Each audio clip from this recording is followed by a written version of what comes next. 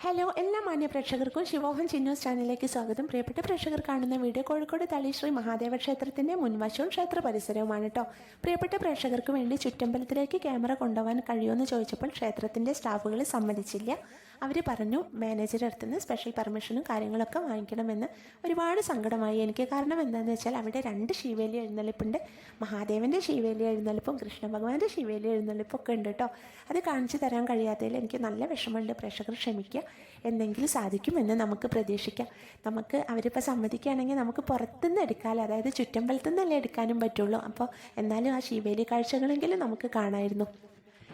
ഇനി ക്ഷേത്രത്തെ കുറിച്ചിട്ട് പറയാം. അതായത് നമ്മൾ വീഡിയോയിൽ ഒരു ഡോറ് കാണുന്നുണ്ടല്ലോ, ആ ഡോറിലൂടെ കടക്കുമ്പോൾ ക്ഷേത്രത്തിൻ്റെ അതായത് ചുറ്റമ്പലത്തേക്കാണ് കേട്ടോ നമ്മൾ കടക്കുന്നത്. ആ ഡോറിലൂടെ നമ്മൾ പ്രവേശിക്കുന്നത് ചുറ്റമ്പലത്തേക്കാണ്. ചുറ്റമ്പലത്തിലെത്തുമ്പോൾ ഇടതുഭാഗത്ത് ശ്രീ നരസിംഹമൂർത്തി ദേവൻ്റെ പ്രതിഷ്ഠയും വലതുവശത്ത് കൃഷ്ണഭഗവാന്റെ അമ്പലവുമാണ്. കൃഷ്ണഭഗവാന്റെ അമ്പലത്തേക്കാണ് ഞാൻ ആദ്യം പോയത്. ഞാൻ പോയപ്പോൾ തിങ്കളാഴ്ച ദിവസമായിരുന്നു. നല്ല ഭംഗിയായിട്ട് ഭഗവാനെ തിരുമേനി അലങ്കരിച്ച് വെച്ചിട്ടുണ്ടായിരുന്നു കേട്ടോ. എന്ത് ഭംഗിയായിരുന്നു അറിയാം കാണാൻ.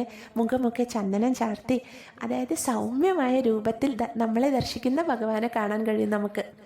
അത്രയും ഭംഗിയുള്ള രൂപമായിരുന്നു. പൂമാലകളൊക്കെ ചാർത്തി നല്ല ഭംഗിയുണ്ടായിരുന്നു കേട്ടോ. ഭഗവാനെ തൊഴുത് വലം വയ്ക്കുമ്പോൾ നമുക്ക് വളയനാട് ഭഗവതിയുടെ ഒരു ചെറിയ പ്രതിഷ്ഠ കൂടി കാണാൻ കഴിയും. ഇതാണ് കൃഷ്ണ ഭഗവാന്റെ അവിടുത്തെ കാര്യങ്ങൾ. ഇനി നമുക്ക് പ്രതിഷ്ഠത്തെക്കുറിച്ച് മുഴുവനാക്കാം. അതായത് ചുറ്റമ്പലത്തിൽ ഞാൻ പറഞ്ഞു നരസിംഹമൂർത്തി ദേവൻ്റെ പ്രതിഷ്ഠയുണ്ട്, വലതുഭാഗത്ത് കൃഷ്ണൻ്റെ അമ്പലമുണ്ട് എന്ന്. നരസിംഹമൂർത്തി ദേവനെ തൊഴുതുകൊണ്ട് നമ്മൾ മുന്നോട്ട് നടക്കുമ്പോൾ തേവാരത്തിൽ ഭഗവതിയുടെ പ്രതിഷ്ഠ കാണാം. അത് കഴിഞ്ഞാൽ അയ്യപ്പസ്വാമിയുടെ പ്രതിഷ്ഠ, അത് കഴിഞ്ഞാൽ നാഗദേവങ്ങളുടെ പ്രതിഷ്ഠ, അത് കഴിഞ്ഞാൽ ഒരു കുഞ്ഞു കുളത്തിൽ ഒരു കൃഷ്ണ ഭഗവാന്റെ ഒരു പ്രതിമ ഉണ്ട് കേട്ടോ. നല്ല ഭംഗിയുള്ള കാഴ്ചയാണ്. ഇതൊക്കെ കഴിഞ്ഞ് നമ്മൾ അമ്പലത്തിൻ്റെ ഫ്രണ്ടിലേക്ക് പ്രദക്ഷിണം വെച്ച് വരുമ്പോൾ എരഞ്ഞിപ്പുലാൻ എന്നുള്ളൊരു പ്രതിഷ്ഠ കൂടി കാണാം. ഇനി നമ്മൾ മഹാദേവനെ ദർശിക്കാൻ പോവുകയായി. മഹാദേവനെ ദർശിക്കാൻ ഒരു ഇടനാഴി പോലെയുള്ള സ്ഥലത്തിലൂടെ പോകുമ്പോൾ രണ്ട് വശത്തും നന്ദിയുടെ പ്രതിമകൾ കാണാൻ കഴിയും.